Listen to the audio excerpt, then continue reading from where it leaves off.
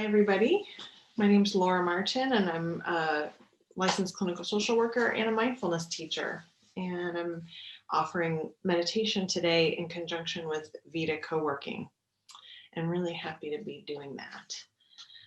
Today, I thought we might focus a little bit on simplicity and bringing simplicity into our busy and often very full lives. So meditation is one way to express that and practice that and cultivate that. I wanted to offer a reading from one of my favorite mindfulness books, Wherever You Go, There You Are. It's by John Kabat-Zinn, who's one of my teachers that I've been pretty heavily influenced by. And so this is a little chapter on simplicity. The impulse frequently arises in me to squeeze another this or another that into this moment. Just this phone call, just stopping off here on my way there, never mind that it might be in the opposite direction. I've learned to identify this impulse and mistrust it. I work hard at saying no to it. It would have me eat breakfast with my eyes riveted to the cereal box, reading for the 100th time the dietary contents of the contents, or the amazing free offer from the company. This impulse doesn't care what it feeds on as long as it's feeding. The newspaper, the LL Bean catalog, whatever else is around. By the way, this is like pre-internet writing. It scavenges to fill time, conspires with my mind to keep me unconscious, lulled in a fog of numbness to a certain extent, just enough to fill or overfill my belly while I actually miss breakfast. It has me unavailable to others at those times, missing the play of light on the table, the smells in the room, the energies of the moment, including arguments and disputes as we come together before going our separate ways for the day. I like to practice voluntary simplicity to counter such impulses and make sure nourishment comes at a deep level.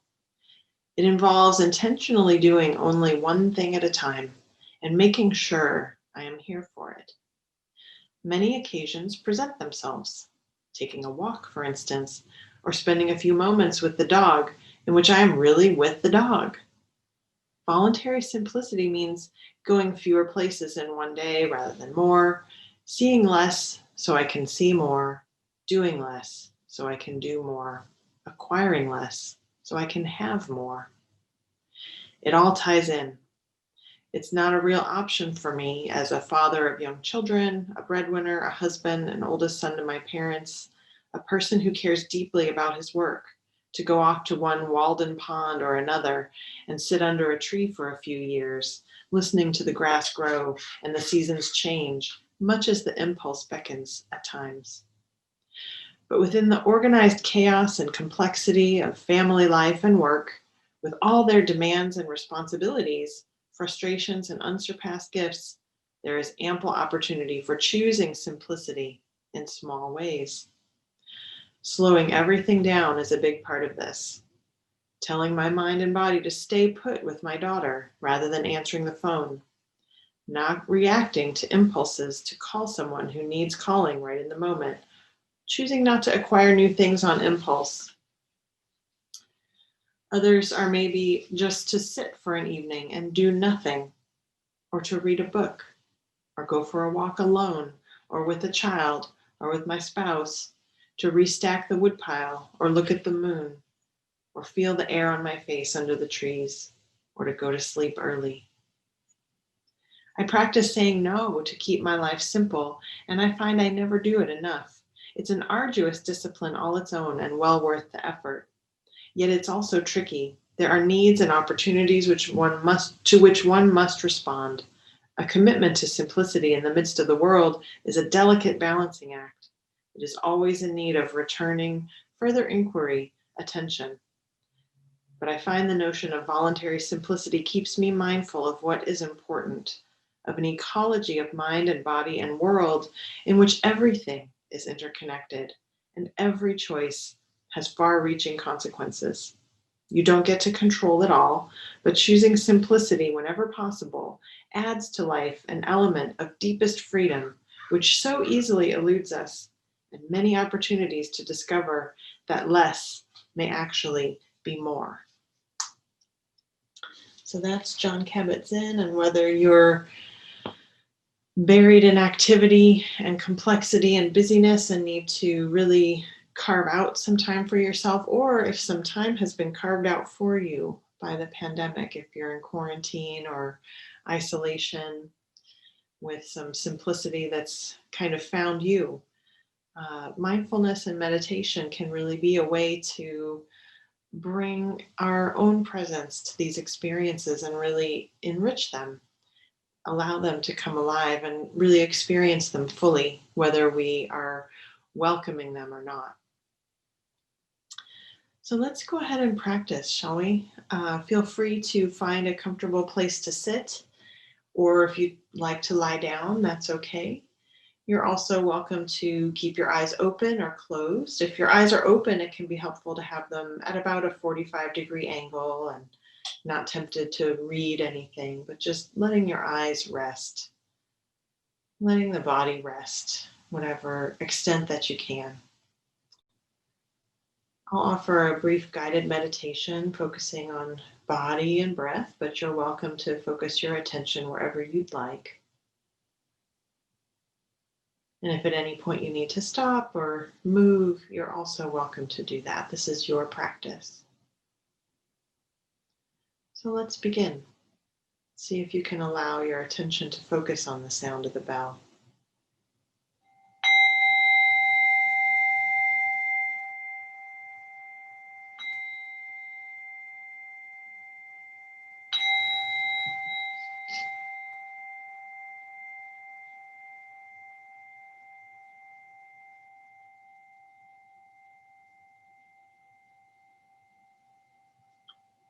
And as the sound of the bell fades, letting the attention turn back inward to the body, noticing those places of contact where the body's being supported.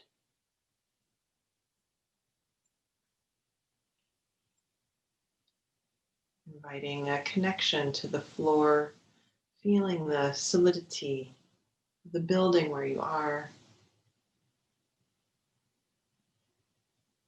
And in the mind's eye, perhaps sending down roots, maybe even from the base of the spine, as if you could root yourself deeply into the earth, feeling that stability, strength, and solidity, drawing from the earth energy and aliveness.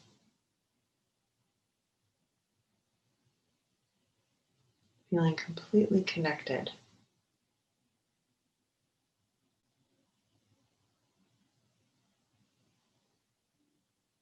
Perhaps allowing the sensations of the lower body to help you feel this rooted foundation. Feeling the feet, feeling the legs, the buttocks, the lower back.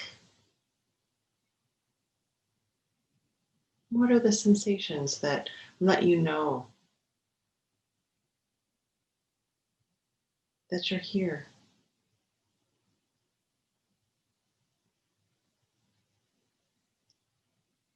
Can you perhaps feel the muscles of the legs, noticing if they are tense or relaxed?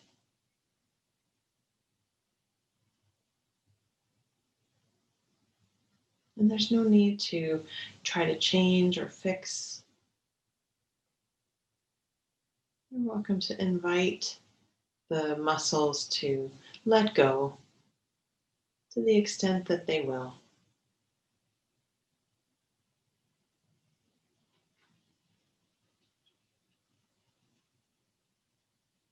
Perhaps there are other sensations in the legs and the feet, tingling, warmth or coolness. There could even be pain or discomfort, or no sensation. For some people, sensation is very subtle or non-existent, and if that's true for you, that's okay. You're not alone. Just letting the attention rest in this general vicinity.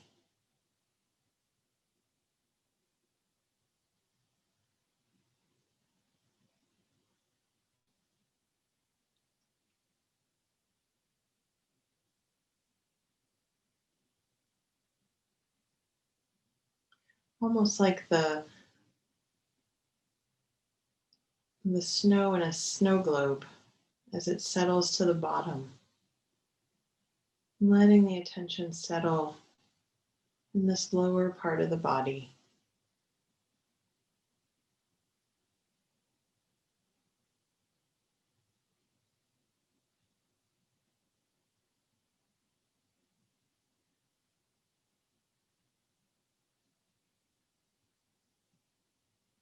And as we begin to turn our attention in this way, we can acknowledge that right now there's nothing else you need to be doing, nobody else you need to take care of. You've already set aside this time for yourself, just to be present.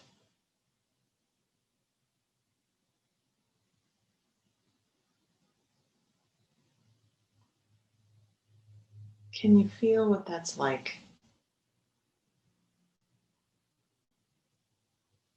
Can that allow the multitude of thoughts to begin to settle? Let the energy go from turned outward to turned inward, giving yourself this gentle, kind attention, almost as if you could fill a reservoir within yourself, letting it fill up from the bottom, feeling this foundation of the lower body as we sit and breathe.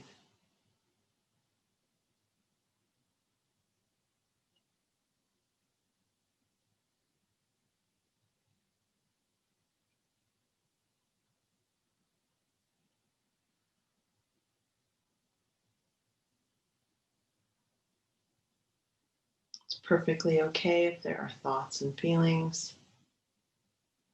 We don't have to try to clear the mind or eradicate thought. Just like a snow globe, it usually takes some time for everything to settle. So there's no need to give yourself a hard time if things don't seem to be settling down. You can just appreciate however our experience turns out to be today. You can also allow the attention to move perhaps to the spine. If you're seated, perhaps feeling the sense of uplift, letting the top of the head lift ever so slightly towards the ceiling, towards the sky. Letting the shoulders move away from the ears. Letting the muscles in the arms and the shoulders, to whatever extent they can, let go. Letting go in the hands, resting the hands. There's nothing that needs doing right now.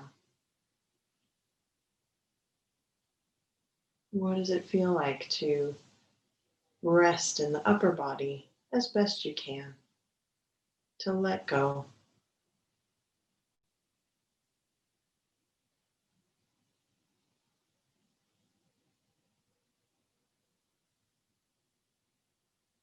Where do you feel the breath most vividly? Perhaps it can be felt in the belly. Is there room for a full inhale deep in the abdomen?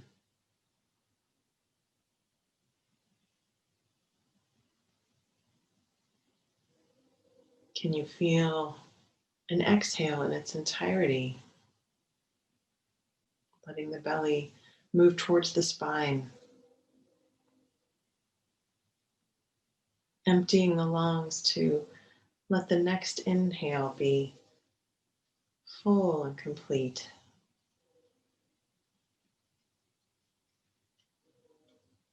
And then just letting the breath take care of you as it's always done for your whole life. Maybe feeling the sensations of breath in the chest and inviting the chest to open on your next inhale, Seeing if there's any room available around the heart.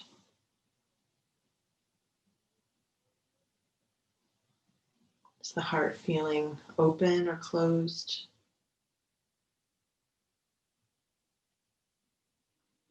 Tender, guarded, warm, overflowing? Whatever's here for you is perfectly fine, and it can change. Breathing into the heart, opening this region of the heart with each breath, making room for yourself, however you are right now.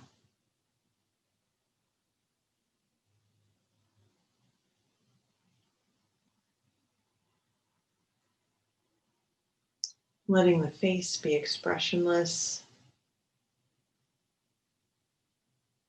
and bringing attention now to expand and include the entire body, from the top of the head to the soles of the feet. All of the pieces of the body working together as one.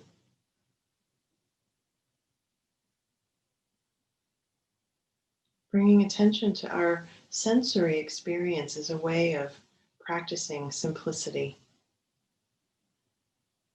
Whether with other people or not, we always have our senses, and we can bring our attention into our own experience,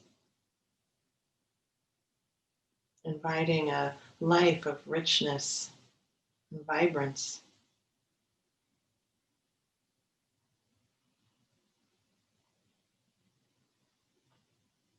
So as a way to close, let's just check in with each of the senses, having been inhabiting this felt sense of the body.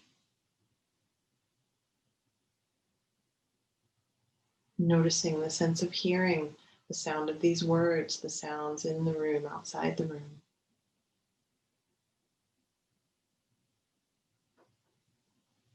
Are there any tastes in the mouth? Knowing that throughout your day, when you experience eating, that it can be a mindful eating experience, even just one bite.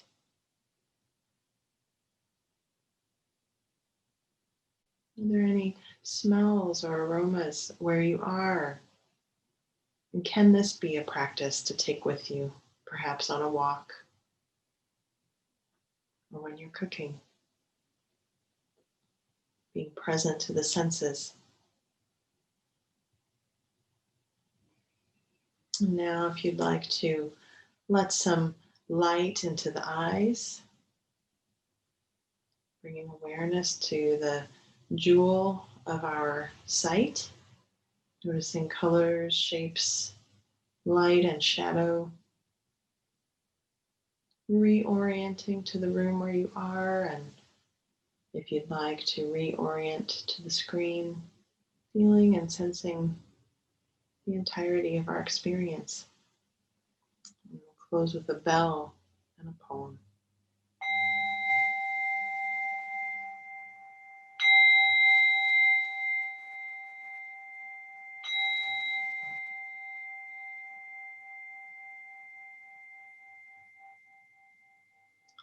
So this poem is by Jean Lohman, and it's called Praise What Comes.